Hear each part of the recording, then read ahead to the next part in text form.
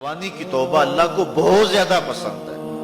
وہ جوان جس کی جوانی اللہ کی عبادت میں گزرے۔ جوانی مستی کا نام نہیں ہے، جوانی آوارگی کا نام نہیں ہے، خواہشات کی تکمیل کا نام جوانی نہیں ہے، موڑوں اور چوکوں پہ کھڑا ہونے کا نام جوانی نہیں ہے، مصلی پہ بیٹھ کے رب کے حضور آنسو بہانے کا نام جوانی۔ ایک روایت میں آتا ہے کہ تمہارے بہتر جوان وہ ہیں جو بوڑھوں کی مشابہت اختیار کریں، اور بدترین بوڑھے وہ ہیں جو جوانوں کی مشابہت اختیار کریں۔ تو بہترین جوان یہ ہے کہ جو جوانی میں بڑھاپے جیسا ہو، بوڑھوں جیسے انداز اور اطوار اور عادتیں اپنائے، اچھے اخلاق اور اچھا انداز اور مصلی کو لازم پکڑے۔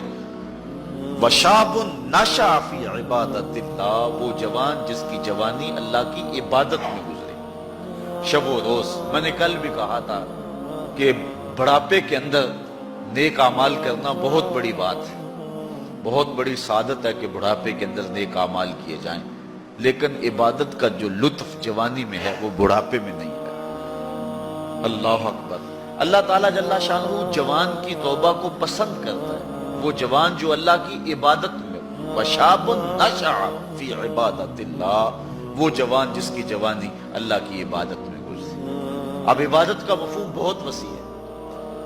ویسے بہترین عبادت نماز ہے، بہترین عبادت الصلاۃ، نماز ہے، اور حضور نے اس کو اپنی آنکھوں کی ٹھنڈک قرار دیا۔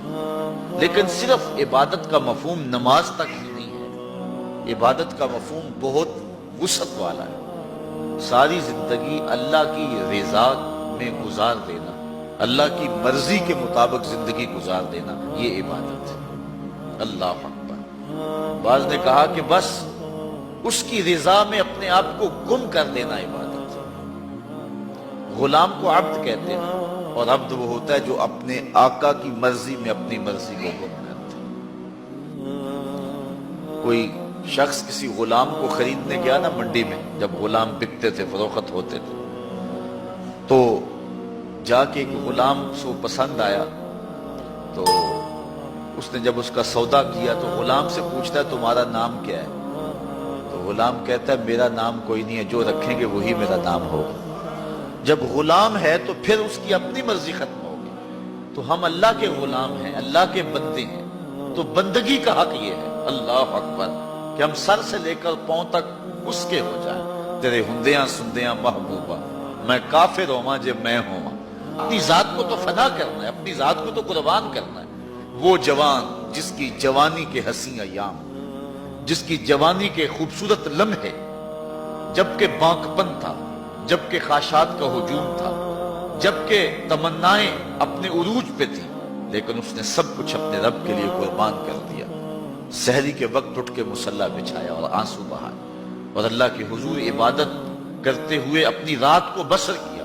ایک روایت میں آتا ہے جو دن کا روزہ اور رات کی عبادت نہیں کرتا اس کو ایمان کی حلاوت ہی نصیب نہیں ہوتی۔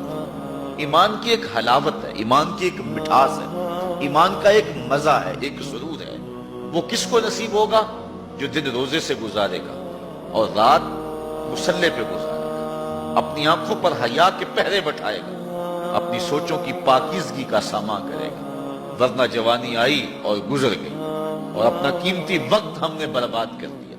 جس طرح ہر چیز کا بانکپن جوانی میں ہوتا ہے، عبادت کا جو سرور اور عبادت کی جو لذت جوانی میں نصیب ہوتی ہے، وہ زندگی کی کسی اور ایام میں نصیب نہیں ہوتی۔ اس لیے حضور نے ارشاد فرمایا کہ وہ جوان وَشَابٌ نَشَأَ فِي عِبَادَةِ اللَّهِ، وہ جوان جس کی جوانی اللہ کی عبادت میں گزری، جب قیامت کے دن کوئی سایہ نہیں ہوگا، اللہ اس جوان کو اپنے عرش کا ٹھنڈا سایہ نصیب فرمائے۔